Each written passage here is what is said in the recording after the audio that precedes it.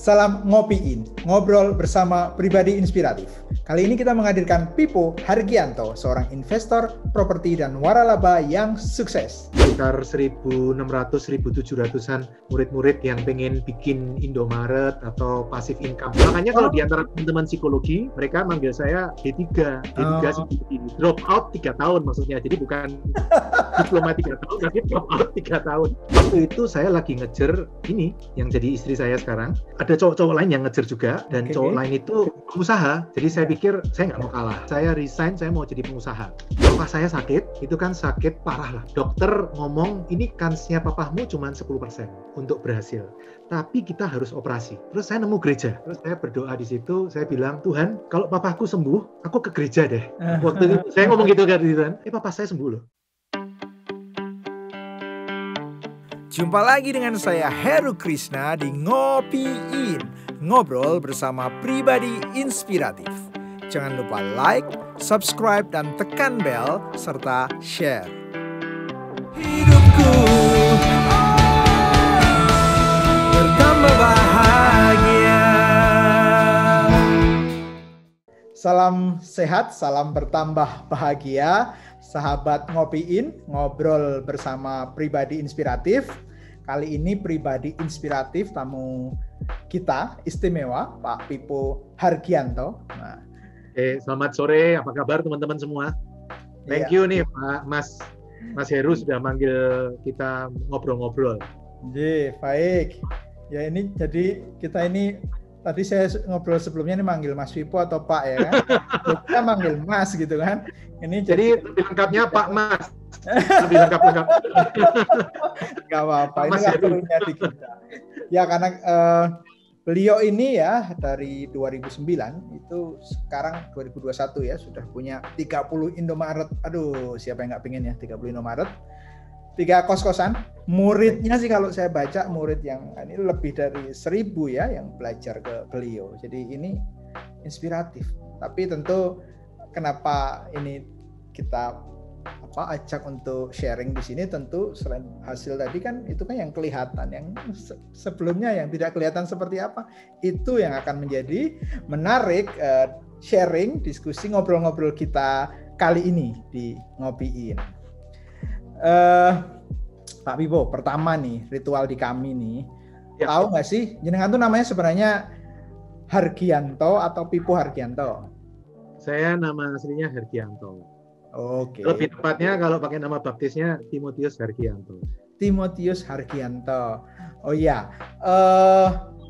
saya ini kenal beliau nih, barengan kita waktu itu ziarah ke Holy Land. Jadi kita barengan. Nah, saya sih 2017 ya Pak ya?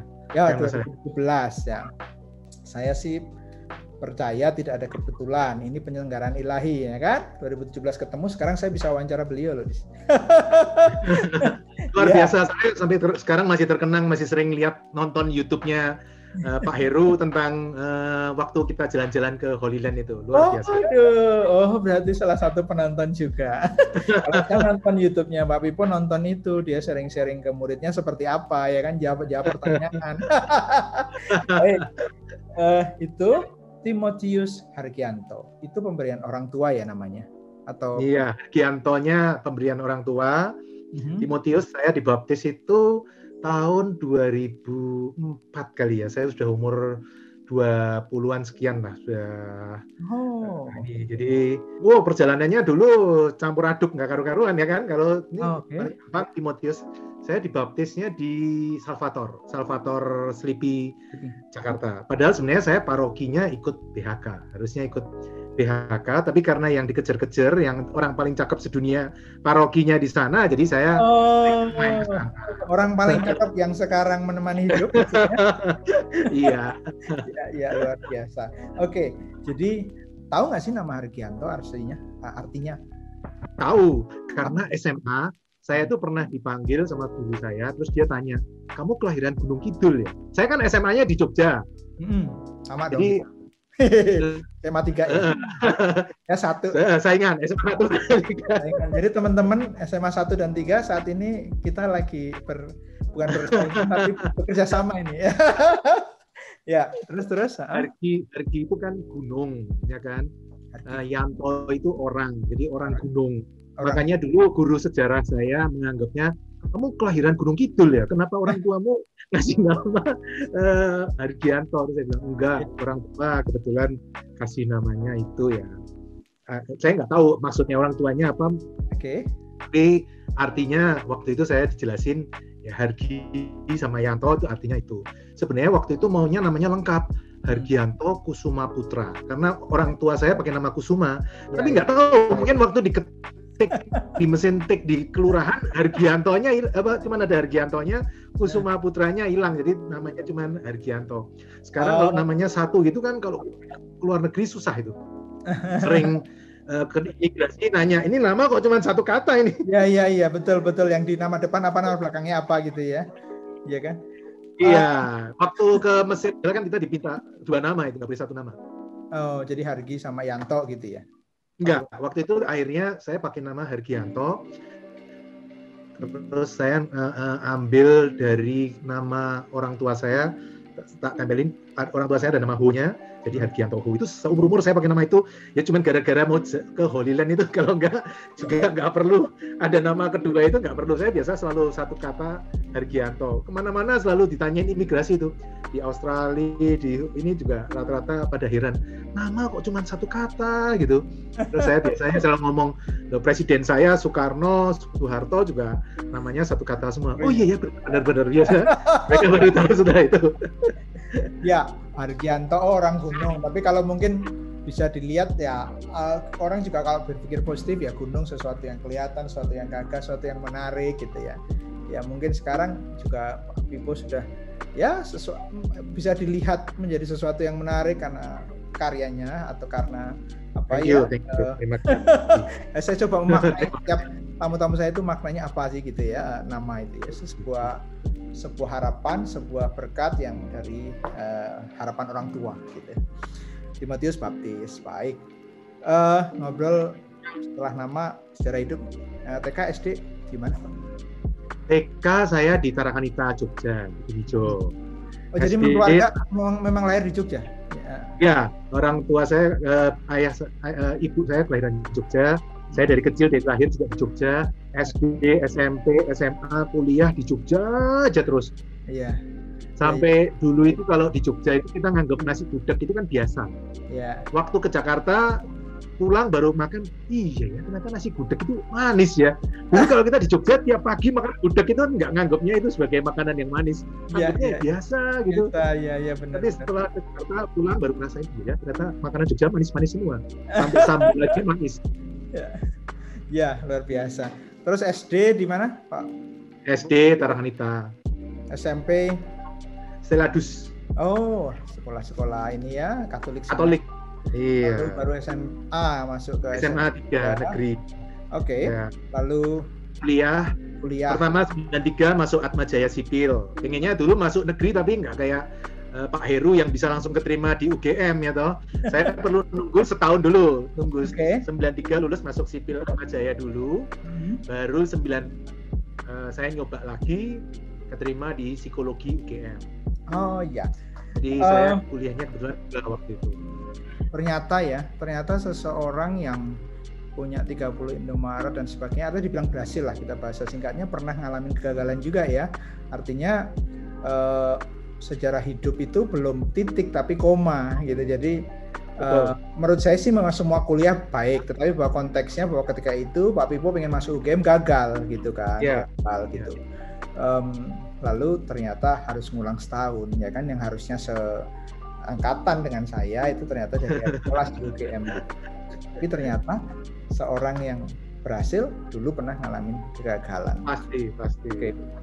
Lalu kuliah di UGM ya Pak, berapa lama? Ya. Di UGM saya nggak lulus, saya yang lulus di Atmajaya. Oh gitu? Jadi Atmajaya lulus, ya Atmajaya 97 saya lulus kuliah Atmajaya. Yang sipil? Oke. Ya, terus keterima di Astra. Nah, waktu keterima di Astra, mikirnya, yang UGM tak cuti dulu lah, cuti 2 tahun, nanti kalau ini lanjutin lagi. Udah 2 tahun, udah mulai ngerti duit, males udah jadinya udah nggak mau nerusin. Oke. Jadi terus mikirnya nanti aja deh S2 psikologi dah. Terus sampai sekarang juga nggak nerusin psikologi. Makanya kalau di antara teman-teman psikologi, mereka manggil saya D3 psikologi. Drop out 3 tahun maksudnya. Jadi bukan diploma 3 tahun, tapi drop out 3 tahun. Oke. Iya. Menarik ya ternyata ya. Jadi kuliah double tapi yang lulus yang di Atmajaya. Ya kan? Yeah. Oke. Dan psikologinya. Saya tuh sampai sekarang loh, kalau tidak wawancarain nggak tahu loh. Saya tahunnya jenengan ini alumni psikologi UGM. D3 drop 3 tahun nggak selesai. Iya. Teman-teman sering godain. Hargi, kamu ngerti nggak? Waktu kuliah pertama semester 7 itu apa yang diomongkan? Apa? Saya tanya. Lupakan 6 semester yang lalu. 6 semester lalu itu bohong-bohongan. Sekarang kita baru mulai kuliah di semester 7. Jadi ilmu itu bohong-bohongan semua. Sering digodai seperti itu teman-teman. Oke. Lalu kerja di Astra ya, 2 tahun. Astra. Sorry. 97 sampai 2001. Tahun 2000? 91. Jadi 97 sampai 2001 4 tahun saya di Astra. 4 tahun di Astra ya. Ya. Dengan bekal apa? Ijazah dari apa tadi berarti ya? Iya, dari Atmajaya. Waktu pertama ke Jakarta juga bingung, lulusan Atmajaya gitu bingung kan, Excel aja nggak pernah pakai. Jadi biasanya cuma pakai Word, Excel nggak pernah pakai, PowerPoint nggak pernah pakai, Access dulu juga nggak ada kan. Nah, tapi justru di situ belajar. Makanya menurut saya selalu ngomong saya berterima kasih sekali ke Astra karena di situ saya belajar banyak, mulai pakai Excel, mulai pakai PowerPoint, mulai pakai Access. Sekarang Access sudah nggak ada kayaknya ya Access. Tapi dari sini saya belajar banyak, termasuk sekarang dasar-dasar dari investasi saya. Kebanyakan menurut saya karena saya belajar banyak di Astra. Jadi saya termasuk yang berterima kasih sekali banyak belajar di situ. Jadi bekerja dengan sungguh-sungguh, belajar dengan sungguh-sungguh di situ dalam konteks belajar sambil bekerja di dalam pekerjaan ya Pak? Ya. Iya, menurut saya belajar itu paling banyak saya di situ. Jadi tahun 2001 nanti saya resign, pindah ke Compact Computer Indonesia. Compact Computer dulu ada namanya Compact. Nah, itu tahun 2001. Oke. Tapi saya merasa kalau ditanya belajar banyak di mana, saya selalu ngomong saya belajar banyak di Astra. Karena di situ saya belajar kredit, belajar semua basic-basic. Orang lulus kuliah pertama kali kerja itu kan blank sama sekali, ini suruh kerjain apa juga nggak ngerti apa-apa. Nah, kalau waktu di Compact ya sudah banyak ngerti lah tentang dunia kerja. Kemudian saya mengimplementasikan yang di Astra. Waktu itu di Compact kan kita dikasih tugas gimana caranya orang bisa beli komputer dengan kredit. Kalau dulunya orang beli komputer cash sebelum tahun 2001 itu kebanyakan orang kalau beli komputer cash. Zaman itu notebook masih $1.000, jadi masih 10 jutaan. Itu orang harus beli cash. Ada satu kredit tapi sulit sekali. Nah, waktu itu saya masuk ke Compact, dikasih tugas untuk bikin program supaya orang lebih mudah beli dengan kredit. Dan ternyata itu banyak yang bisa diimplementasikan. Okay. Jadi ada inspirasi yang kedua gitu ya, maksudnya kalau tadi ya pernah gagal lalu juga bekerja dengan sungguh-sungguh, artinya ke depan mau jadi entrepreneur atau mau tetap bekerja gitu ya, tapi apa yang kita lakukan dalam kesungguhan sambil belajar ketika bekerja itu ada sesuatu yang bermakna gitu ya, jadi sesuatu yang berguna gitu ya Pak. Jadi karena kan merasa bahwa ya belajarnya dari waktu saya bekerja dan saya sungguh menerima itu kan gitu ya. Oke, ada kesungguhan di dalam saat bekerja. Ya, jadi waktu 97 saya waktu mau kerja, papa saya sempat ngomong, kamu kerja jangan lama-lama, 3 tahun aja. Menurut papa saya kebetulan kan pengusaha. Nah, menurut papa saya, kamu kalau bisa jadi pengusaha gitu loh, jangan kerja ikut orang. Tapi oke lah, 3 tahun kamu belajar dari Astra, menurut papa saya itu pasti pengalaman yang luar biasa. Jadi 97 waktu saya mau kerja, orang tua saya bilang 3 tahun aja, jangan lama-lama, setelah itu bisnis sendiri. Tapi ternyata keterusan, saya baru bisnis sendiri tahun 2003. Jadi ada peran orang tua ternyata di situ ya, Pak Argianto ya. Ternyata ada orang tua yang pertama mungkin profesi orang tua apa sih ya kan, terus yang kedua orang tua ngasih masukan gitu kan, apa itu. Bapak bisnis apa Pak Argianto? Di Jogja kayak toko bangunan gitu, jadi bangunan distributor triplex gitu, kayu lapis gitu ya. Distributor beli dari pabrik, dari Surabaya, dari Jakarta, kemudian didistribusikan di Jogja, di Jawa Tengah, bagian selatan, distribusi seperti itu. Saya waktu kecil sering tuh kalau ke toko bantuin ngitungin triplex gitu, pakai kapur, dikapurin 10, dikapurin. Terus kalau enggak kadang juga ikut nganterin barang-barang ke toko-toko.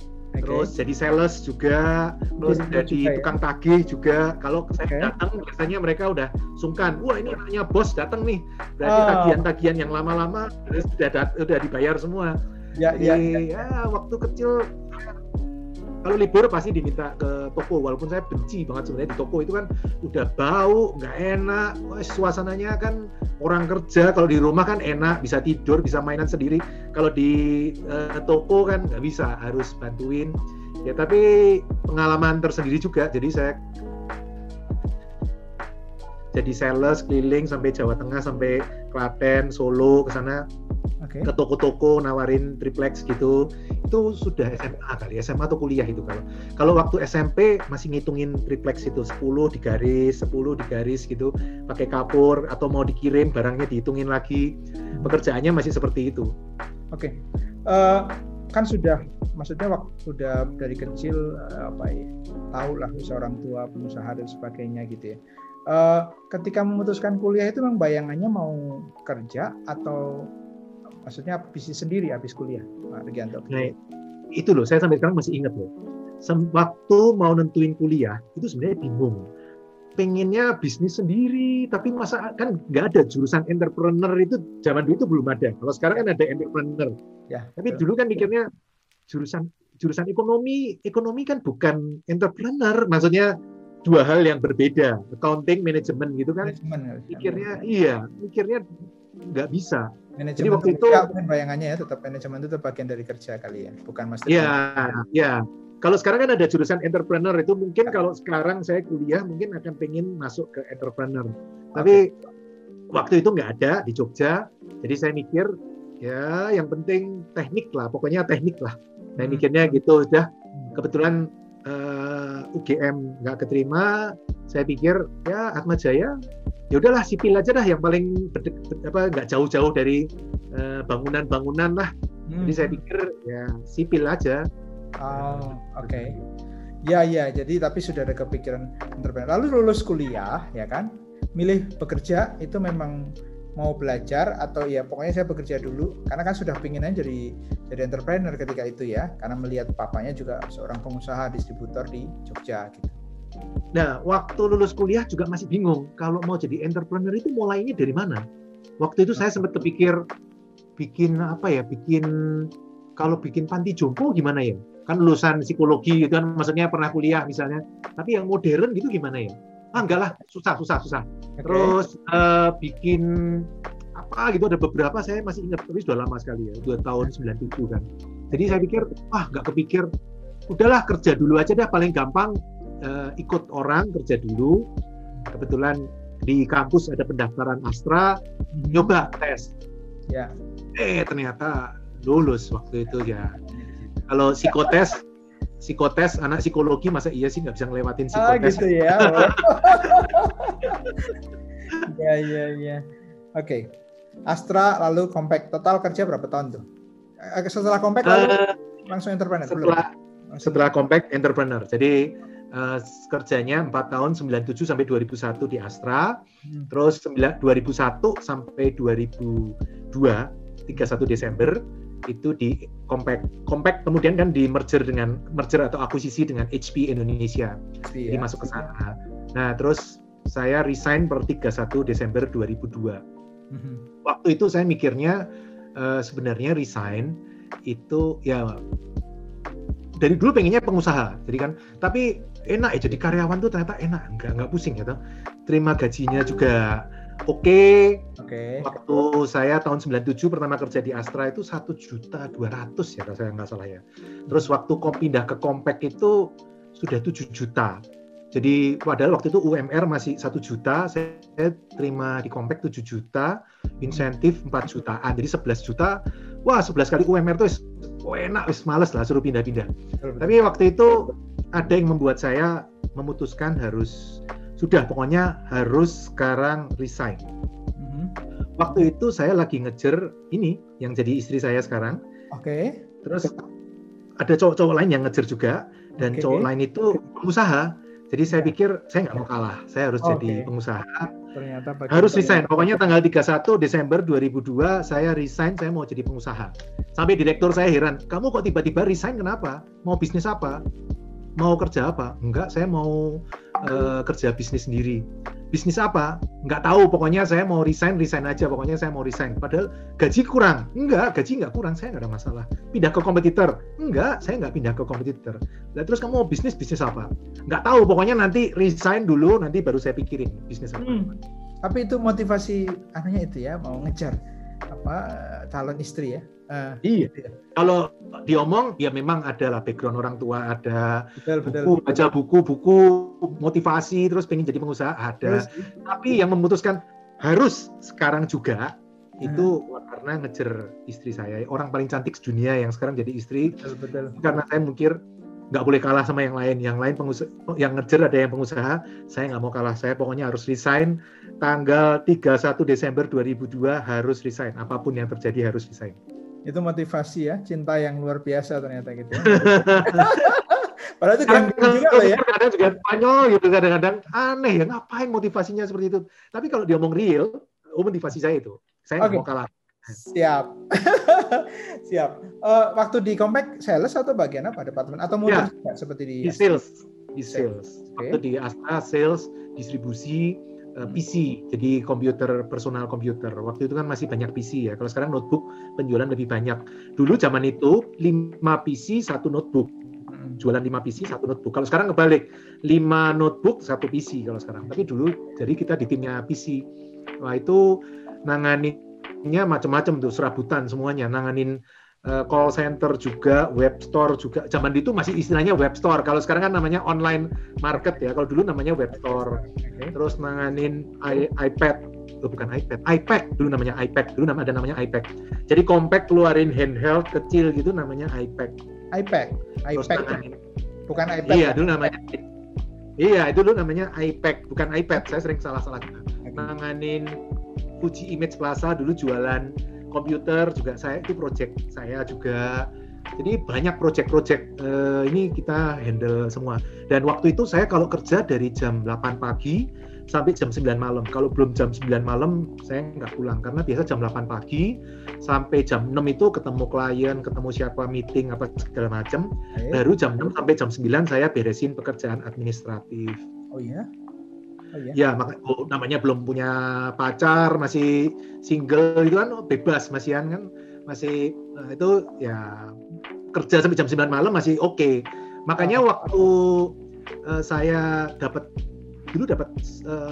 share option dari kantor, dapat share option gitu yang kasih direktur saya. Direktur saya bilang, saya nggak heran kamu dapat share option ini karena kamu kerja selalu jam 9. Kalau belum jam 9 kamu pasti nggak pulang. Iya, saya di rumah dalam hati saya dapat kos juga nganggur, ngapain mending di kantor ngerjain kerjaan beres-beres gitu. Jadi itu. Tapi di Compact memang sales terus ya posisinya ya? Iya. Ada sekitar 2 tahun ya?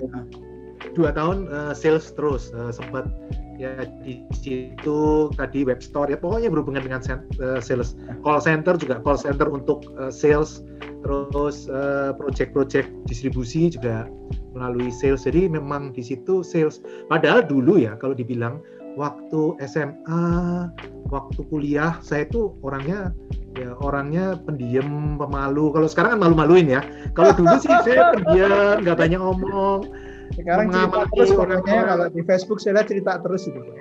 Iya. Jadi makanya saya percaya bahwa orang itu kadang kalau kejepit posisinya bisa berubah. Oh iya. Dalam kondisi yang terdesak itu orang bisa berubah gitu, yang dulu malu-malu bisa jadi berani gitu ya. Sekarang malu-maluin ya kan. Malu-maluin. Oke. Udah kebayang kan kalau anak SMA 3 ya pasti butuh buku, suka ya pokoknya kayak gitu maksudnya kuliah sekolah lah, pokoknya bukan orang yang seneng ekstrovert gitu kan, biasa kan namanya kuliah model introvert. Tapi sekarang kalau orang pada ketemu saya heran, kamu kok sekarang cerewet banget sih? Lah iya, sejak jadi sales jadi sekarang jadi cerewet, ngomong aja terus nggak pernah selesai. Tapi itu terjadi, termasuk yang dulu kan kalau kita tahun 97 baca buku Personality Plus. Kalau teman-teman sekarang masih baca buku Personality Plus yang tulis siapa saya lupa, itu kan ada kepribadian dibagi 4 kan ya, koleris, sanguinis, melankolis, pragmatis gitu kan ya. Sebenarnya kalau dibilang saya aslinya itu pragmatis melankolis, maksudnya orang yang nggak suka ribut, berusaha mendamaikan suasana, semuanya maunya rapi gitu kan. Tapi sejak masuk ke sales lebih banyak sanguin, ngobrol sama orang nggak selesai. Sampai kadang istri saya heran, kamu tuh ngobrol sama orang nggak selesai. Diobrolin itu aja, muter aja terus. Iya. Jadi lama-lama orang menurut saya bisa menyesuaikan diri juga. Kalau kita dipepet oleh kondisi, waktu 97 saya masuk Astra pertama di kredit analis. Terus oleh atasan saya dipindah ke marketing. Nah sejak jadi marketing itu udah dah, kalau ngomong nggak ada remnya, ngomong aja terus. Jadi kadang manusia punya kemampuan untuk menyesuaikan diri, berusaha adaptasi dia. Ketika adaptasi dia akhirnya kalau menikmati ya terus jalan terus ke situ. Bisa ya berarti belajar orang yang memang agak nggak pinter ngomong gitu jadi pinter ngomong, atau sebenarnya hanya ada stimulusnya karena sebelumnya dia nggak pinter ngomong terus nggak ada stimulusnya. Bisa berubah nggak? Bisa. Karena saya membuktikan diri saya sendiri. Saya dulu itu pendiam, banyak ngomong, ngamatin orang dari jauh, sampai orang pada ngomong aneh. Terus saya itu orang aneh. Kemudian kalau muncul nggak pernah terdeteksi, pokoknya orang nggak sadar kalau ada saya di situ. Pokoknya di bawah radar lah, pokoknya di bawah radar. Nah kalau sekarang melihat Facebook kan cerewet banget, ngomong aja terus. Ya menurut saya ada dua faktor sih memang. Bisa jadi faktor bakat, tapi bisa juga faktor lingkungan. Jadi kalau memang lingkungan memaksa, kadang ya mau nggak mau kita menyesuaikan diri, dan ketika enjoy ya terus ngomong seperti itu terus. Ya. Ada dong, maksudnya kalau zaman dulu itu saya melihat orang selalu ngomong gini, biasanya kalau sales tuh yang bisa tuh jadi pengusaha tuh biasanya dari sales gitu. Ada pengaruh itu nggak Pak dari kan tadi belajar di Astra tapi jadi masuk di 2 tahun di Komplek gitu ya? Ada. Karena menurut saya sales kebanyakan orang-orang ekstrovert. Jadi lama-lama kita jadi menyesuaikan diri juga. Kalau teman-temannya ekstrovert, lama-lama ikut-ikutan jadi ekstrovert gitu kan, kita bisa adaptasi dengan mudah. Walaupun sekarang setelah lama-lama jadi manajer sales, lama-lama saya melihat sales itu tidak harus cerewet. Sales itu bisa menjual segala macam, bisa menjual cerewet itu juga ada. Yang kalau jualan, kalau orangnya nggak closing, pokoknya harus closing pokoknya. Ini saya baca dari buku Sales Docs. Teman-teman kalau mau baca buku Sales Docs itu silakan. Itu satu yang modelnya orang pokoknya kejar terus sampai closing, itu ada tipikal seperti ini. Terus ada juga yang tipikalnya saya pakai mewah-mewah supaya orang mau mendekatin saya, mendengar omongan saya. Itu ada sales yang pakai bajunya kuning, pakai genjreng-genjreng, mewah-mewah, jam tangannya. Nah itu tipikal sales yang kedua. Yang ketiga yang sales yang berdasar data. Dia jualan pokoknya ngomong data. Pak, Bapak kalau pakai produk kita keuntungannya ini terbukti dengan ini. Oh itu sales yang berdasar data, itu juga bisa. Ada juga sales yang berdasarkan pokoknya saya bantuin terus sampai closing. Mau dia minta apa dibantuin, minta apa dibantuin aja terus pokoknya sampai orangnya sungkan closing. Itu juga ada. Nah terakhir sales yang berdasarkan belas kasihan juga ada. Aduh Pak, ini sudah akhir bulan kurang 1 loh Pak, dealnya kurang 1 Bapak, kalau saya nggak dapat duit, anak saya nggak makan Pak, terus dompetnya dijatuhin, diliatin ada anaknya, ada istrinya, itu ada sales juga yang modelnya seperti itu. Jadi sebenarnya sales tidak harus cerewet, tapi bisa tergantung kemampuan kita, keahlian kita di mana, itu diperkuat aja. Iya. Malah kita ngomongin seminar sales kalau kayak gini nih. Nah, ini makanya nanti anak-anak sales pasti yang lihat ini nih, untung anak lihat video ini ada bonusnya loh ini seminar sales. Itu kalau mau lebih lengkap baca buku Sales Docs. Jadi Sales Docs itu yang nulis, aduh saya lupa namanya, tapi saya pernah foto bareng di Singapura. Saya pernah, bagus menurut saya, itu menyadarkan kita bahwa sales itu tidak harus jadi penyerang gitu loh, gigit terus ikutin terus gitu, enggak. Tergantung produknya. Kalau kita jualan Rolex misalnya, nggak mungkin kita ngejar orang sampai kayak gitu, itu nggak mungkin. Mungkin typical sales yang kedua, kita pakai kemana-mana, nanti orang lihat, jamnya jam Rolex ya, aku juga pengen. Mungkin bisa dari closingnya, bisa dari situ. Jadi tergantung produknya. Kalau produk-produk engineering, komputer gitu, mungkin lebih cocok pakai yang sales ketiga.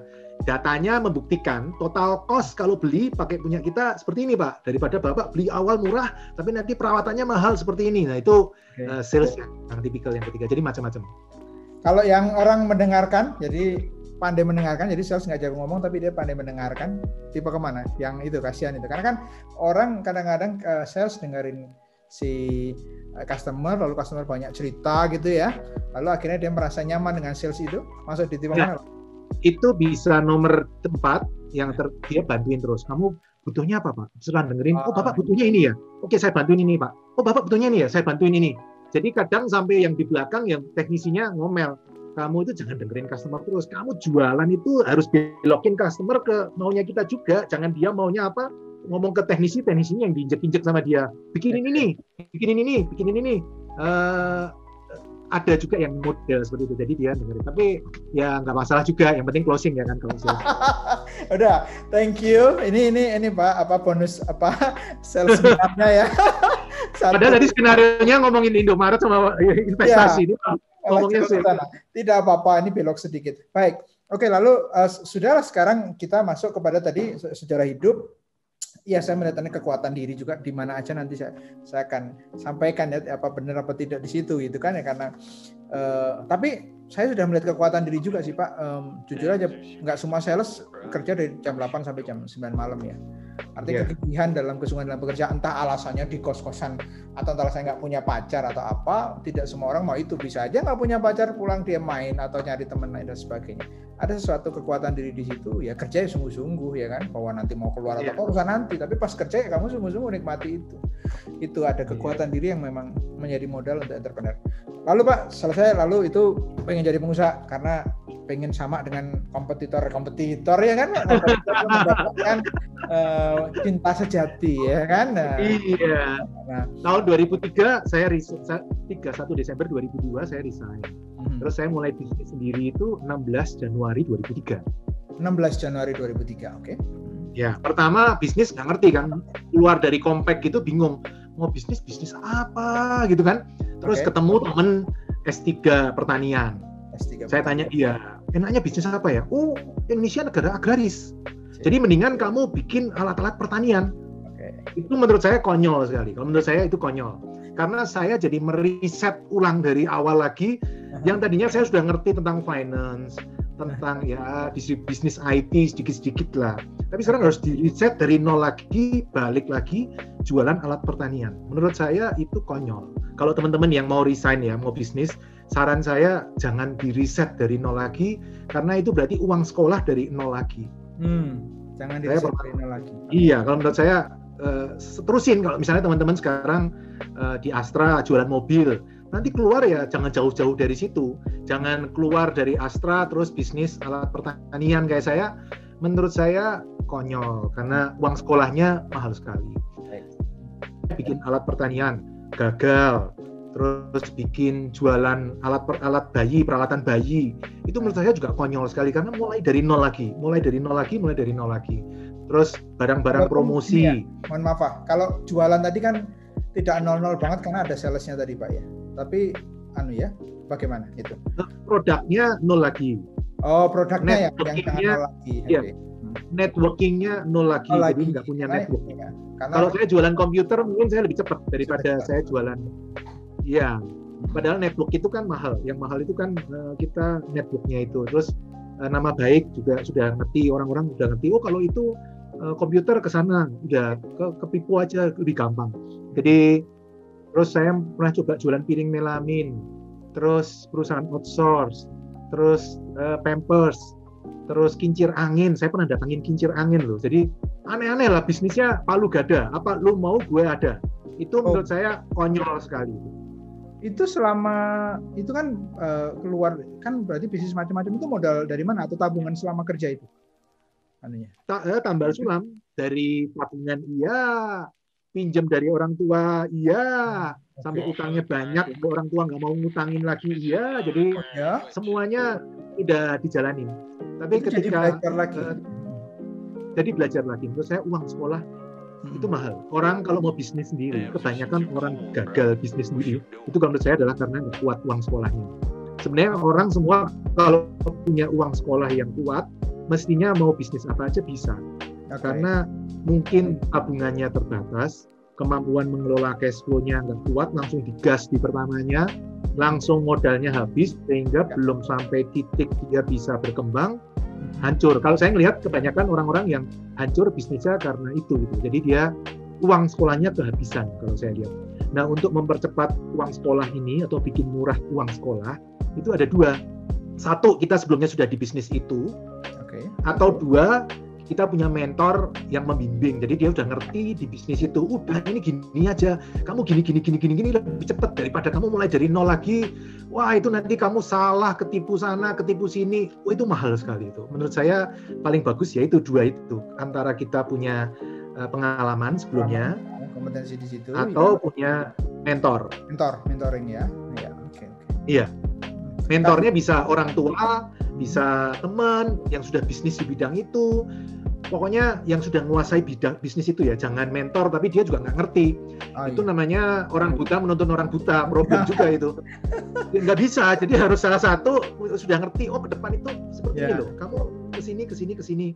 Kalau kita mau bisnis sendiri dari nol bisa, saya percaya. Tapi uang sekolahnya akan sangat mahal sekali. Oke.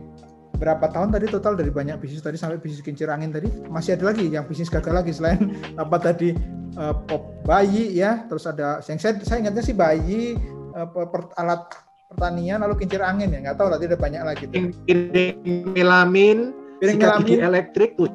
Iya, sikat gigi elektrik juga tuh sampai sekarang di gudang masih ada tuh sikat gigi elektrik. Oh, masih ada. Lengkap saya. Barang-barang promosi juga ada. Jadi suruh bikin ballpoint, bikin paper bag, itu saya udah ngalamin kayak gitu tuh saya udah ngalamin 2003 sampai 2005, 2006. Terus saya memutuskan 2003 sampai 2005, 2 tahun itu sekolah. Wah, itu sekolah S2, S3 itu benar-benar parah itu. Duitnya habis lagi mau beli nasi goreng. Teman-teman yang mau bisnis nih ya kan, inspirasinya jelas ya. Ya dikuasai yang pengalamanmu atau kompetensimu mungkin ya, lalu yang kedua mentoring kalau memang nggak ini ya kan. Kalau tidak ya nanti harus ikut kayak Pak Pipo 2 tahun dulu muter-muter sampai kincir angin loh itu gimana ceritanya kan, ya kan luar biasa. Terus Pak, oke. Sorry sebelum lanjut, nama Pipo kapan sih itu ada? Tadi kan saya nama dari orang tua Argianto, nama Pipo itu sudah kan tadi Bapak cerita waktu zaman Compact ada udah nyebut Pipo atau belum? Belum. Kalau belum nanti aja Pak, saya nanti. Ya. Mas kapan ya sambilnya. Oke, lanjut. Halo. 2006 saya mutusin nggak bisa. Bisnis itu nggak bisa seperti ini. Bisnis harus diringkes jadi satu. Kita harus fokus. Fokus saja belum tentu berhasil. Apalagi macam-macam kayak gitu.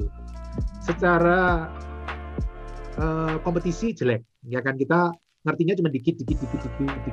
Ada salah satu saudara saya yang bilang, nggak bisa, kamu cara seperti itu bisnis nggak bisa, harus milih salah satu. Itu seperti orang tarik tambang itu loh. Tarik tambang kalau kamu lawan 3, megangnya susah. Tapi kalau 1, mungkin kamu masih bisa menang. Jadi menurut saya bisnis paling bagus adalah fokus. Fokus dulu. Loh Pak, Astra bisa nggak fokus? Ya lain bos, Astra sudah bisa gaji bisnis manajer 100-200 juta. Kita kalau bisnis mulai dari nol, memang kuat bayarin orang 100-200 juta sebulan kan nggak kuat juga. Jadi mendingan kalau kita mau bisnis sendiri, fokus. Udah all out di situ. Nah nanti kalau pilihan kita salah gimana? Ya itu resiko. Udah yang fokus saja belum tentu berhasil, apalagi macam-macam. Kalau mau nyoba awal-awal boleh lah, tapi nggak boleh lama-lama. Harus segera difokusin. 2006 saya milih fokus ke outsource. Waktu itu ya mulai tadinya kan 2004 mulai kurir 1, Terus 2005 dapat outsource telemarketing 2, call center agent 2. Jadi punya 3 outsource orang outsource. Terus teman saya ada di bank nawarin suruh jualan tabungan. Jadi kita tugasnya jualan tabungan dari mall ke mall, pameran-pameran gitu kan. Terus jualan tabungan. Nah, lama-lama saya merasa bahwa mendingan fokus, ya udah yang paling bagus jalannya outsource. Tim salesnya itu jalan. Akhirnya 2006 saya mutusin fokus outsource. 2006 mutusin fokus outsource, 2007 di-cut outsource-nya. Padahal cuma punya 1 klien. Wah itu parah lagi, saya bilang, gila ini. Barusan merit 2005, fokus outsource 1, kliennya mutusin. Jadi mulai dari nol lagi. By the way, itu sudah proses pendekatan kepada istri bagaimana nih 2007? Ya, 2005 akhirnya saya merit. Oh, jadi walaupun usahanya itu masih ganti-ganti, berhasil mengalahkan para pengusaha yang lain gitu ya. Mau kasih tip nggak untuk para orang yang lagi berjuang? Lah soalnya tadi kelewatan tadi 2005 udah berhasil itu jadi pengusahanya untuk menjadi kompetitor, walaupun pengusahanya belum berhasil, cita-citanya udah berhasil. Gitu ya Pak. Jadi waktu saya kenal istri saya tahun 93 waktu kuliah sipil ya kan. Terus ternyata waktu itu dia udah punya pacar. Oh, ketemunya di akhirnya nggak jadi kan? Atmajaya Jogja. Atmajaya. Oke. Istri saya tuh luar biasa loh, dia sampai S2 ITB loh. Saya cuma S1, istri saya S2 ITB. Tapi lulus kuliah, dia ke ITB, saya kerja kan. Nah, saya punya pacar, dia juga punya pacar. Tapi 2001 saya putus sama pacar saya. Ini yang jarang diungkap di Facebook nih, sama-sama punya pacar nih. Soalnya orangnya ada di Facebook, ntar saya dijewer, repot ntar yang mutusin. Biasanya kan ceritanya tuh pokoknya kayaknya saya sedih banget, berjuang banget gitu ya. Ternyata di sini buka loh, ternyata sama-sama punya pacar nih ya kan. Kalau nggak diin nggak bisa kita ngomong santai begini nih. Biasanya jadi guru serius soalnya. Oke. Pas putus, Nuke istri sekarang ya jadi istri saya pas putus juga. Benar. Terus kebetulan sama-sama di Jakarta. Terus dia butuh bantuan, tak bantuin terus. Jadi saya memulai karir itu dari sopir pertamanya ya kan, jadi sopirnya kan kemana-mana nganterin. Belum jadi pacar tapi kemana-mana nganterin tuh. Terus dikasih kesempatan jadi sopir berarti udah tanda-tanda tertarik gitu ya kan. Nggak semua orang suruh jadi sopir. Iya. Terus saya ajak jadi pacar saya nggak mau. Terus tapi nggak nyerah, nyoba lagi, berapa bulan kemudian coba lagi, mau nggak mau. Teman ini kalau buat saya ini nggak baru loh, saya suka baca di Facebook. Tapi buat teman-teman mungkin baru nggak apa-apa lah, share lagi lah Pak. Terus 2 nggak mau, 3 nggak mau, ya. 4 nggak mau, sampai teman-teman saya tuh ngomong, aduh, Hargi, kamu itu orang lain anniversary jadian. Kamu tuh anniversary ditolak loh, sudah bertahun-tahun ditolak tetap maju aja terus. No problem. Di mana-mana namanya sel sperma itu mengejar ovum, tidak ada ovum mengejar sperma. Jadi cowok ngejar cewek itu nggak ada masalah. Ditolak apa maju lagi terus. Terus sampai kira-kira 7 kali, 8 kali baru akhirnya saya baru jadian, langsung merit 2005. April 2005 akhirnya saya merit, itu setelah ditolak-tolak. Setelah 7-8 kali anniversary ditolak, merit April. Itu sampai waktu saya ngomong diterima semua saya ngomong saya mau merit. Sama siapa? Sama Nuke. Hah? Pada heran semua. Yakin dia mau udah tinggal cetak undangan, tenang aja. Jadi semua pada nggak percaya juga. Mau lah orang lama-lama pasti luluh juga lah. Oke. Teman-teman, ini kalau mau diambil yang positifnya, saya tuh selalu mengatakan bahwa orang kemana-mana bawa dirinya, ya kan. Nah Pak Pipo, Pak Hargi ini dia gigih di sales, lalu gigih juga dalam mencapai untuk mendapatkan istri yang diharapkan gitu. Nah saya rasa ini juga modal karena orang kemana-mana bawa diri. Jadi kalau dirinya di dalam ini memang orang yang gigih, orang yang kuat, orang yang tahan, orang yang sungguh-sungguh berjuang gitu, itu akan terbawa juga selain di dalam tadi percintaan ataupun ini, tapi juga nanti dalam pekerjaan gitu. Jadi kalau anda yang sedang berjuang dalam mendapatkan istri dengan bersungguh-sungguh dengan cara-cara yang baik tentunya Pak Argi, maksudnya dengan harus gentle juga, gentle juga, itu menjadi sebenarnya modal Anda dalam bidang lain karena Anda kalau orang yang sama. Saya bisa mendapatkan orang yang saya inginkan, saya juga bisa mendapatkan pekerjaan atau bisnis yang saya mau. Itu hal positif, hal inspiratif yang kita juga bisa ambil loh. Dari yang kesannya mungkin lucu kalau dituliskannya kan 7 kali anniversary, tapi di balik itu akhirnya berhasil, ya kan? Oke, baik 2005 sudah married, tadi sampai 2007 lanjut Pak Argi. 2007 balik lagi ke bisnis tadi kan sudah fokus, ternyata diputus kontraknya sama satu-satunya klien diputus. Aduh, saya dalam hati kurang ajar.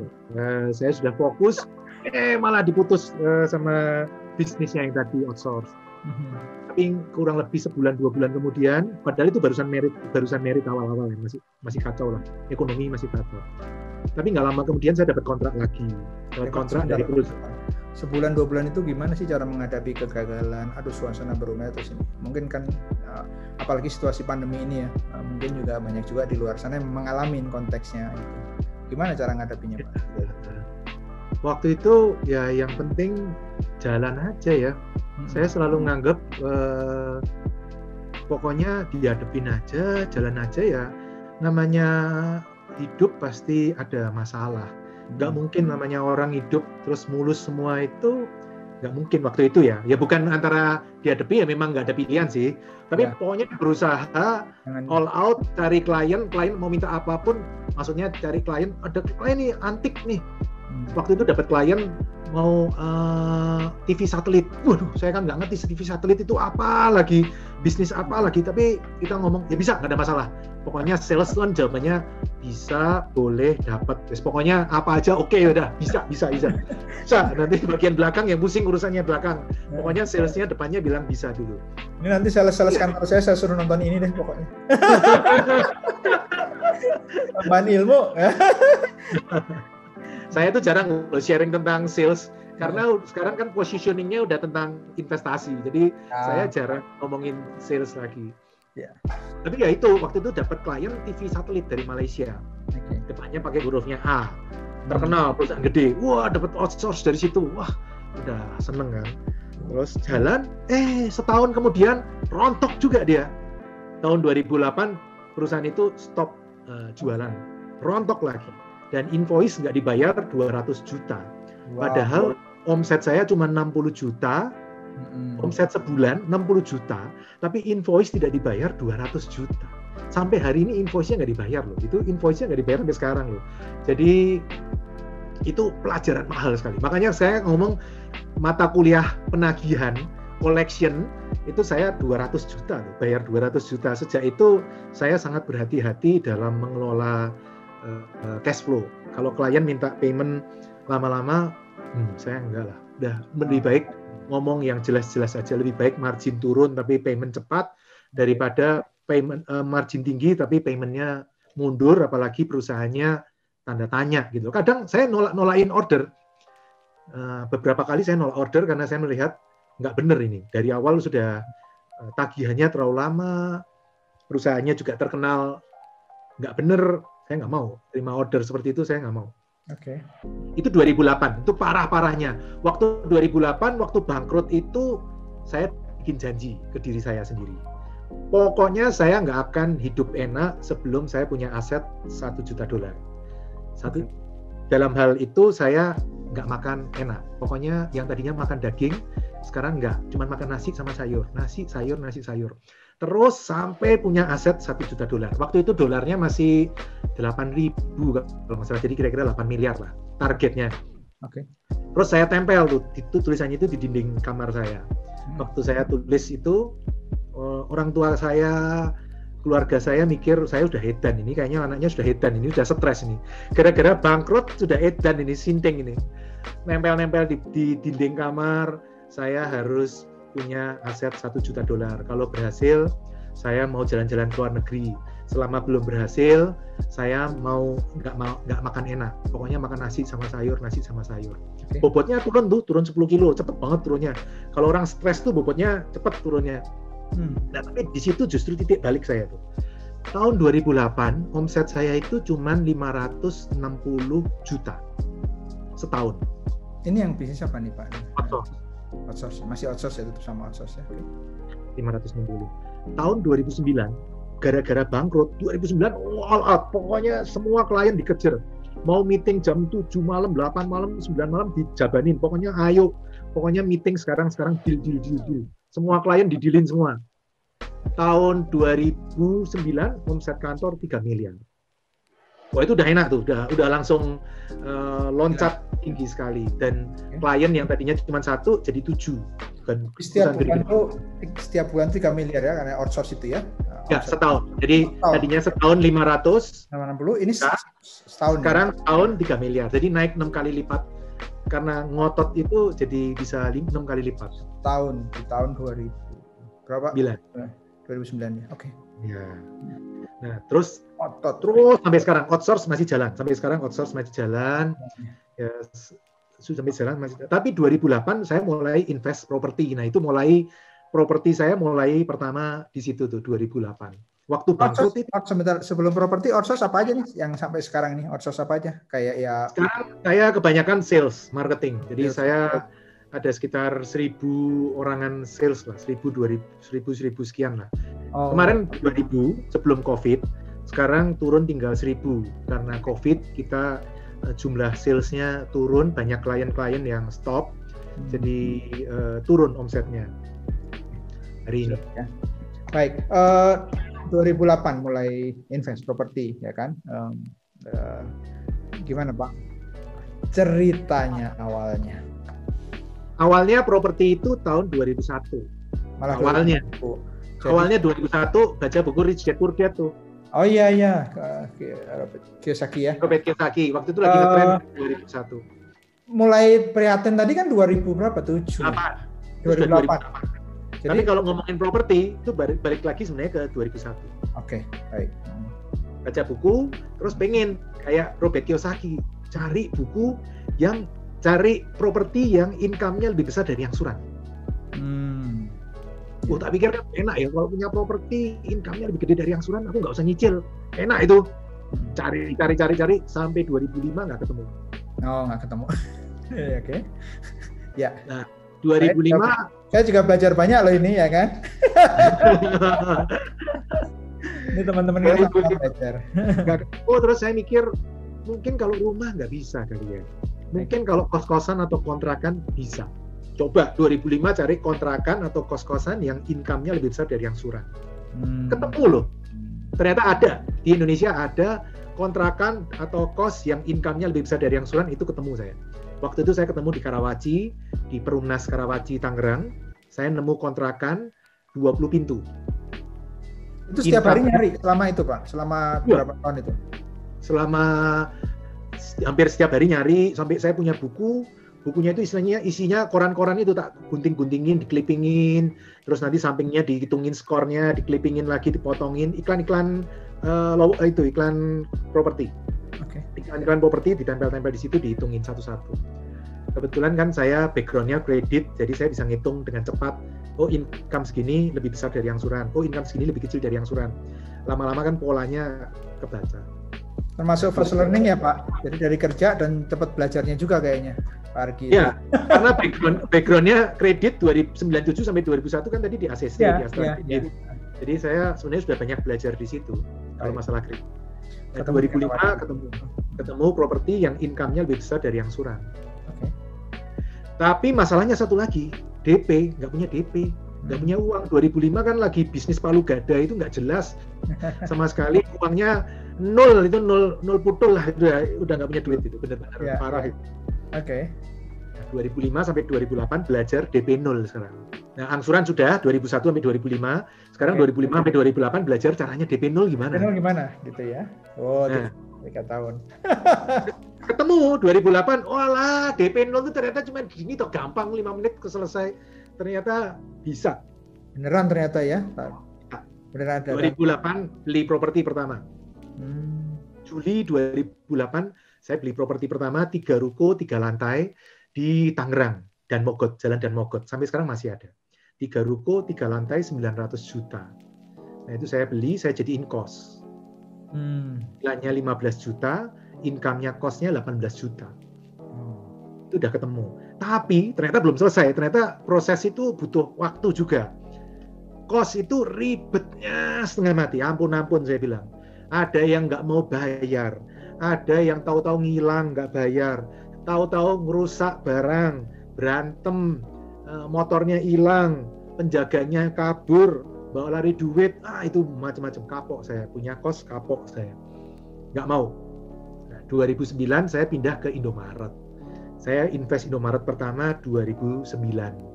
Itu mulai masuk ke Indomaret. Jadi semua butuh proses. Nggak ada yang langsung gitu, nggak ada. Makanya kalau ada yang belajar ke saya terus ngomong, Pak, saya mau ketemu makan siang supaya saya bisa langsung bisa seperti Pak Pipo. Kan sekarang manggilnya Pak Pipo kan rata-rata.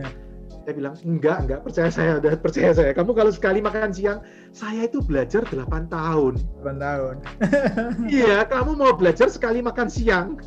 Menurut saya kamu bisa tak omongi basic-basicnya, intinya bisa, dan itu mungkin mempercepat waktu belajar kamu. Ya. Tapi tidak ada yang instan seperti itu, tidak ada. Pasti butuh proses. Ya. Nah, 2009 baru mulai masuk Indomaret, sampai sekarang tak gas terus tuh Indomaret terus sampai hari ini. Saya ada pertanyaan, Pak. Mungkin umum aja. Indomaret kan tetap butuh modal, Pak. Maksudnya bukan ini tapi franchise-nya ketika itu. Ya, nah saya misalnya kayak sekarang ini lagi beli tanah di Sukabumi, ya 300 juta, terus bangun 800, kan modalnya 1,1 M. Ya. Nah saya minta banknya biayain 1,1 M juga, jadi saya DP-nya 0. Nanti cicilannya berapa? 15 juta. Saya sudah tahu toko-toko Indomaret kalau saya buka rata-rata 25 juta. Jadi mungkin awal-awal nggak nutup, tapi prediksi saya setahun 2 tahun, itu lewat. Okay. Bisa kekejar, setahun 2 tahun bisa kekejar. Kadang tapi ketemu yang top banget juga ada, kayak 2019 beli toko sudah jalan, income-nya 50 juta, cicilannya cuma 28 juta, itu ada. Tapi nggak setiap hari ketemu barang kayak gini, nggak setiap hari. Mungkin dari 10 nemu 1 yang seperti ini. Saya sudah berapa kali ketemu yang di Magelang, yang di Sulawesi. Itu ada properti yang income-nya lebih besar dari yang suran. Itu ada, DP-nya 0 lagi ada. Tapi ya itu, semakin sulit kriteria, semakin lama mencarinya. Atau harus semakin gigih mencarinya, datanya harus semakin banyak yang dicari. Tapi kalau nyari yang cuman income-nya lebih besar dari yang suran, itu lebih gampang lah. Oke, saya kembali kepada tadi 2000 berapa yang langsung gas tadi ya, ketemu Indomaret 2009. Itu bagaimana? Langsung kok bisa langsung gas dan sebagainya? Ketemu ternyata jalan atau apa gitu ya? 2009 beli toko pertama, toko yang sudah jalan. Takeover namanya ya. Jadi Indomaret itu sering menjual toko-toko yang sudah jalan supaya masyarakat mencoba punya franchise itu seperti apa. Biasa itu untuk yang baru pertama-tama punya toko. Nah, itu mereka kasih kesempatan tes sekali nih, toko yang udah jalan kamu beli dah, nggak apa-apa. Toko yang udah jalan tuh artinya belum di franchise sama orang ya, itu dari jual ke punya pusat dijual ke masyarakat. Itu yang take over. Itu sebelum COVID ada program itu. Selama COVID stop dulu ya. Karena COVID angkanya jadi nggak jelas semua, naik turun. Jadi tadinya toko yang bagus bisa jadi jelek.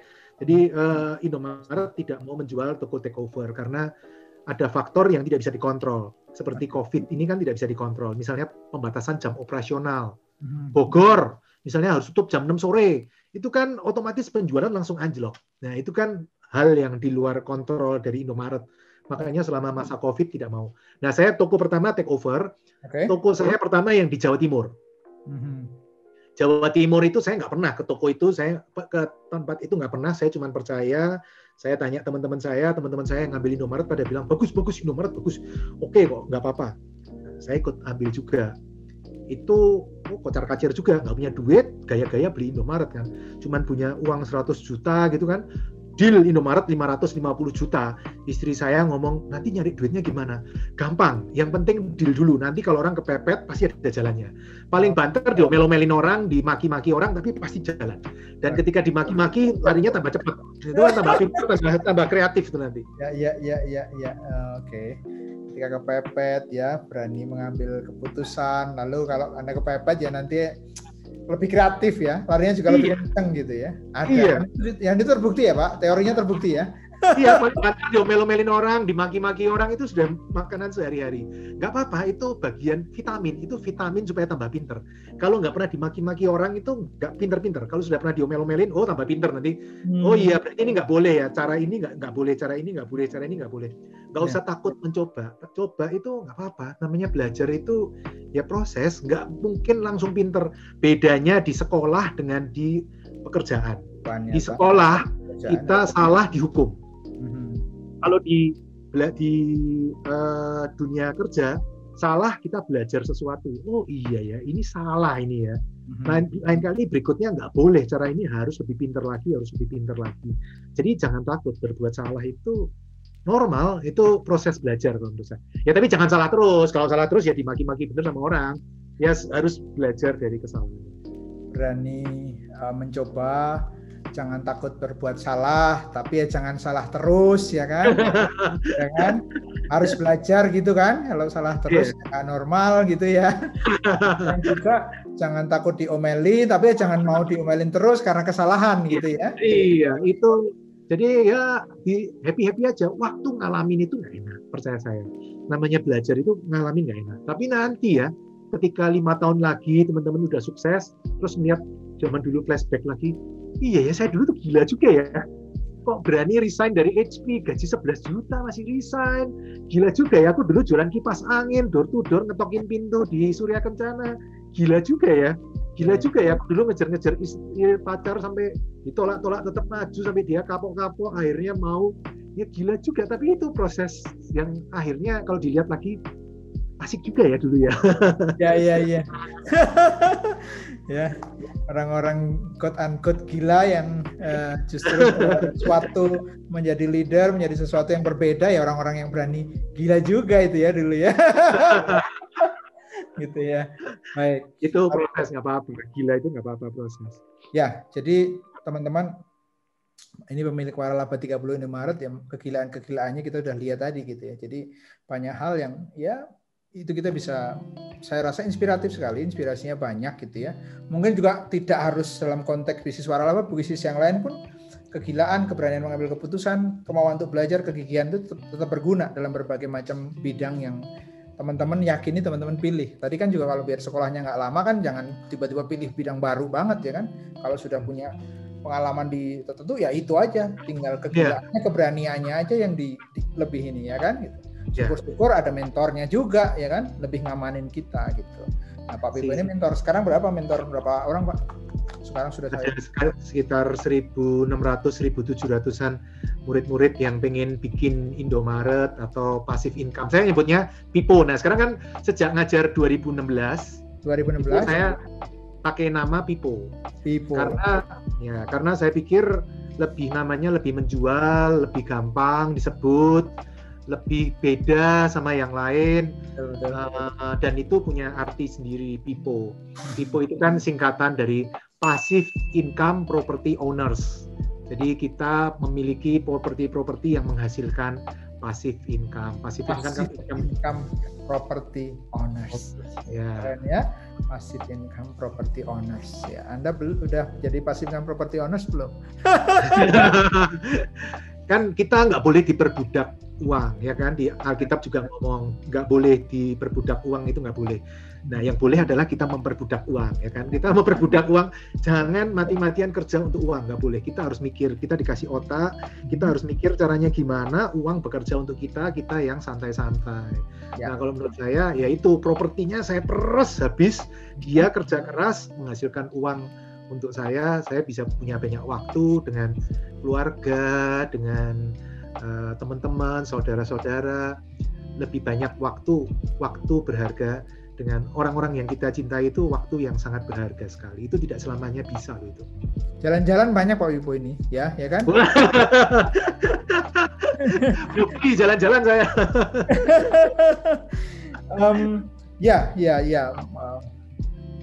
Menarik sekali. Pak Pipo ngajarin apa tentang passive income atau hanya tentang lewat Indomaret Waralaba ini khusus di situ atau hal yang lain juga Pak? Memang spesialisasi saya di Indomaret, tapi saya selalu ngomong ke teman-teman tidak hanya Indomaret, bisa melalui kos. Tapi kalau kos cari operator, jangan kita yang kelola. Kapok, saya ngelola kos itu menurut saya kapok, pakai operator. Sekarang saya pakai operator yang pusing, biar dia yang pusing ya kan. Saya tinggal menikmati income-nya aja. Jadi saya tinggal monitor setiap hari Senin meeting sama pengelola kos saya. Mereka lapor, Pak, keisi sekian, uangnya sekian, udah selesai. Saya nggak perlu pusing karena ngurusi kos itu kan, wah tobat-tobat. Nanti ada jam 10 malam ada yang nanya, kosnya masih ada kamar nggak ya Pak ya? Aduh, jam 10 malam orang nih kok ya kadang-kadang nggak tahu diri gitu loh. Jam 10 malam kok ya masih nelpon nanyain kos itu loh. Jadi kadang-kadang ya itu suka dukanya. Nah, itu serahin aja ke operator. Kalau saya loh ya. Tapi kalau teman-teman mau ngurusin sendiri, ya nggak apa-apa juga. Duitnya masing-masing, propertinya masing-masing. Nggak apa-apa juga. Ya. Kalau teman-teman mau ikut kelas Pak Pipo di mana Pak? Ada YouTube saya, silakan ikut di YouTube. Nanti di sana dijelasin, nonton YouTube dulu, senangnya apa, cocok enggak buat teman-teman. Nah nanti kalau teman-teman cocok, ya tinggal ikut di situ. Tapi kalau mau ikut seminar, boleh juga seminar gratis untuk teman member-membernya, subscribernya Pak Heru. Bisa kontak ke IO saya, itu 081 262 80 60 30 081 262 80 60 30. Kalau saya memang spesialisasinya ngajar gimana caranya kita cari properti yang income-nya lebih besar dari angsuran. Karena menurut saya properti kalau income-nya lebih kecil dari angsuran sehingga kita kerja keras untuk bayarin properti, menurut saya kita diperbudak oleh properti. Nggak boleh. Kita yang harus memperbudak properti. Yang menurut saya seperti uang bekerja buat kita, properti bekerja buat kita gitu ya Pak? Iya, kita jalan-jalan aja ke Holy Land sama Pak Heru ya toh. Nah, sepakat. Baik, nanti HP-nya kita tulis ya di YouTube ini. Pak, udah buat buku juga ya? Udah. Tapi sekarang di meja pas nggak ada. Kalau di meja kantor ini di rumah. Jadi nggak ada. Buku Bisnis Waralaba Indomaret. Bisnis Waralaba Indomaret. Bisa dibeli di mana tuh Pak? Di Gramedia ada. Tapi kalau Gramedia kosong, itu bisa di Tokopedia. Teman-teman cari di situ banyak. Ada yang jual Waralaba Indomaret. Bisnis Waralaba Indomaret yang mau belajar. Yang terakhir Pak, saya meminta sharingnya tentang spiritual. Ini kan jarang di luar diungkap Pak Pipo. Ada hal yang mau di-sharingkan mungkin hal-hal yang secara spiritual. Spiritual itu kan bisa berlaku untuk juga berbagai agama atau hal-hal yang menurut Pak Pipo secara khusus saja sebelum kita ini. Jadi spiritual, perjalanan spiritual Pak Pipo mungkin mau share ya gitu. Ada atau Oke. Saya sebenarnya kalau share spiritual segini, saya sebenarnya malu loh Pak sama Pak Heru itu kan yang udah lebih spiritual dibanding saya. Kalau saya ini kan tidak ada ukurannya Pak, Tuhan Pak. Jangan malu sama saya, ya kan tidak ada ukurannya ini spiritual ini. Personal sekali itu Pak. Perjalanan saya itu kalau waktu kecil itu kan orang tua Konghucu. Ya kan. Terus waktu SMP, SMA, waktu itu kan nggak ada agama Konghucu, belum ada. Jadi saya nulisnya Buddha, ya kan. Jadi saya belajar. Terus teman-teman kebetulan saya di kelas, kebetulan yang Muslim, yang non Muslim saya sendiri. Jadi saya pernah ngalamin juga. Jadi saya itu merasa saya tuh udah perjalanan saya kalau agama itu unik juga ya. Kayaknya yang di atas itu ngasih kesempatan saya untuk belajar ini. Terus waktu papa saya sakit, papa saya sakit, itu kan sakit parah lah papa saya sakit. Dokter ngomong itu tahun 97, 98 saya lupa antara itu ya. Dokter ngomong ini kansnya papamu cuma 10% untuk berhasil. Tapi kita harus operasi. Karena kalau nggak operasi, sudah pasti lewat aja. Jadi kita mau operasi. Dokternya memutuskan gitu. Terus saya memutus waktu itu akhirnya sambil nunggu dokternya operasi hari Minggu gitu. Terus saya jalan-jalan. Nah, terus jalan-jalan, terus saya nemu gereja. Ada satu gereja, nemu gereja. Terus saya berdoa di situ. Karena dulu kan SD SMP Katolik ya, jadi saya ngerti lah agama Katolik, saya ngerti juga. Ya. Terus saya berdoa di situ, saya bilang, Tuhan, kalau papaku sembuh, aku ke gereja deh. Waktu itu saya ngomong gitu kan. Papa saya sembuh loh. Wow. Dan ketika saya kok merinding ya Pak. Hah? Iya. Dan hari minggunya waktu papa saya sembuh, hari minggunya ada teman saya yang nelpon. Hargi, kamu mau nggak ke gereja? Padahal dia nggak pernah ngajakin saya ke gereja. Tahu-tahu dia hari Minggu ngajakin, kita ke gereja yuk. Jadi saya merasa ya di atas kasih jalan gitu loh. Jadi saya percaya bahwa yang di atas itu sudah punya jalan untuk kita, tinggal kita ikutin aja. Nanti kadang-kadang saya juga ngomong ya nanti jalannya kebuka sendiri. Jadi waktu itu menurut saya pengalaman spiritual, walaupun saya kadang malu ya kalau cerita kayak gini kan, karena menurut saya bukan orang yang spiritual, saya tuh agama aja muter-muter nggak karu-karuan jadinya kan. Konghucu juga pernah, Buddha juga pernah, sekarang Katolik. Ya saya bukan orang yang spiritual, tapi saya percaya bahwa ada kekuatan di sana yang di atas segalanya gitu loh. Makanya saya paling seneng kalau ketika saya susah, ada satu lagu yang saya paling seneng adalah God will make a way where there seems to be no way. God will make a way. Iya, betul itu. Itu menurut saya paling benar. Udah kalau susah dengerin lagu itu, menurut saya udahlah. Nanti ketika susah, yang di atas itu pasti buka jalan dah pasti. Udah ikutin aja jalannya itu sampai nanti pintunya dibuka sama yang di atas. Udah tinggal larinya cepat. Ya. Luar biasa Pak. Ya kan, buat saya percaya bahwa setiap orang punya pengalaman spiritual, Kak Pipo. Bahkan saya juga percaya apapun agamanya gitu ya, teman-teman semua agama masing-masing Anda punya pengalaman spiritual yang menarik.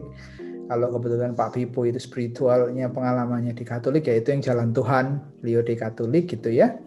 Dan saya sangat pribadi yang sangat menghargai bahwa nggak ada yang lebih spiritualis atau apa, karena pengalaman masing-masing seseorang dengan Tuhannya itu unik dan itu keren dan itu bagus. Saya tadi merinding dengar Pak Pipo sharing, saya juga merinding dengar teman-teman saya kalau dengan pengalaman spiritual masing-masing ya. Terima kasih. Ya, menurut saya semua agama itu cocok buat masing-masing, jadi no problem. Saya kebetulan cocok Katolik, mungkin teman-teman ada yang cocok agama Buddha, agama Konghucu, Kristen, Muslim, Hindu, no problem. Itu mungkin masing-masing punya pengalaman pribadi sendiri. Yes, tepat sekali Pak. Sama pandangannya dengan saya. Baik, sudah hampir 2 jam, luar biasa loh ini bincangnya. Nggak kerasa, berarti kita sama-sama nikmati. Monggo closing statement untuk disampaikan Pak Pipo kepada teman-teman, sahabat-sahabat yang menonton YouTube ini ataupun subscriber saya. Silahkan Pak. Kalau sebagai closing statement, kalau kita balik lagi ngomongin bisnis investasi ya. Kalau pendapat saya, yang penting pertama mesti jangan sampai habis di uang belajar. Uang belajar itu mahal, karena itu pikirin caranya gimana supaya uang belajar semurah mungkin. Jangan belajar kelamaan kalau menurut saya. Kedua, kita mesti fokus. Nggak bisa kita jadi semua ahli di semua bidang, nggak bisa, percaya saya. Udahlah, fokus saja belum tentu berhasil, apalagi nggak fokus. Nah, yang ketiga, gigih. Karena menurut saya kalau orang mau sukses itu mesti harus bisa gigih, nggak boleh nyerah, itu nggak boleh. Kalau ketika kita down, lagi stres, tonton. Kalau saya sukanya nonton film-film yang membuat semangat jadi maju lagi. Kayak film favorit saya kan Pursuit of Happiness, yang kayak gitu yang bikin wah ternyata orang susah akhirnya sukses juga. Nah itu saya senang. Nah dan yang terakhir, percayalah kalau ketika sudah waktunya jalannya akan kebuka. Udah yang penting kita berusaha yang terbaik. 1% itu urusan yang di atas. Ketika kita ngotot, kita gigih, saya yakin yang di atas juga akan terketuk pintunya untuk memberikan jalan yang terbaik buat kita. Kurang lebih seperti itu. Luar biasa ya. Saya tidak perlu menyimpulkan, sudah jelas 4 poin tadi yang disampaikan dalam closing statement itu akan sangat menginspirasi, mendorong, memberi semangat kita untuk lebih maju lagi.